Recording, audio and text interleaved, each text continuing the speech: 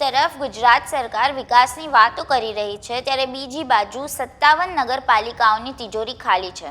હાલમાં જ ગુજરાતમાં સ્થાનિક સ્વરાજની ચૂંટણીઓ યોજાઈ છે, ત્યારે નગરપાલિકાઓમાં આર્થિક સ્થિતિ ડામાડોળ બની છે।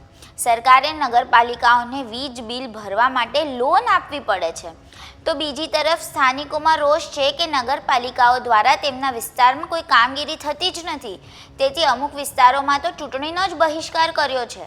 તો નગરપાલિકાઓ ખાલી તિજોરીએ વિકાસના કાર્યો કેવી રીતે કરશે, હવે એ પણ એક પ્રશ્ન છે। આ જ મુદ્દે વિસ્તારે વાત કરીએ આ વિડીયોમાં। નમસ્કાર, વાઇબ્સ ઓફ ઇન્ડિયા સાથે હું સુરભી। એક તરફ ગુજરાતમાં નગરપાલિકાની ચૂંટણીનો ધમધમાટ શરૂ થયો છે, ત્યાં બીજી તરફ શહેરોમાં ગમે તે ઘડીએ અંધારપટ સર્જાય તેવી સ્થિતિ પરિણમી છે। મોટાભાગની નગરપાલિકાઓની આર્થિક સ્થિતિ એટલી હદે ડામાડોળ બની છે કે વીજ બિલ ભરવાના પણ ફાફા થયા છે। રાજ્યમાં 57 નગરપાલિકાઓએ વીજ બિલ ભર્યું જ નથી, જેની રકમ 311 કરોડ રૂપિયા છે। પરિસ્થિતિ એવી સર્જાઈ છે કે વીજ બિલ ભરવા માટે નગરપાલિકાઓએ સરકાર પાસે લોન લેવા મજબૂર થવું પડ્યું છે।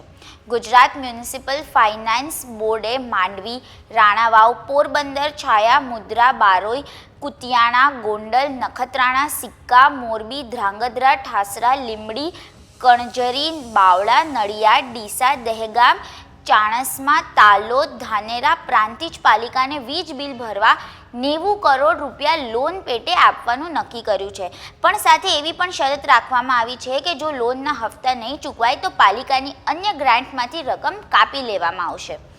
ત્યારે એવું પણ સામે આવ્યું છે કે શહેરીજનો વેરો ભરતા નથી અને સરકાર આ મામલે હકારાત્મક અભિગમન અપનાવતી નથી। હવે તો આ પ્રશ્ન વિકરાળ બન્યો છે, ત્યારે પોતે સરકાર જ નગરપાલિકાઓને વેરાની પઠાણી ઉઘરાણી કરવા સૂચના આપવા મજબૂર થવું પડ્યું છે।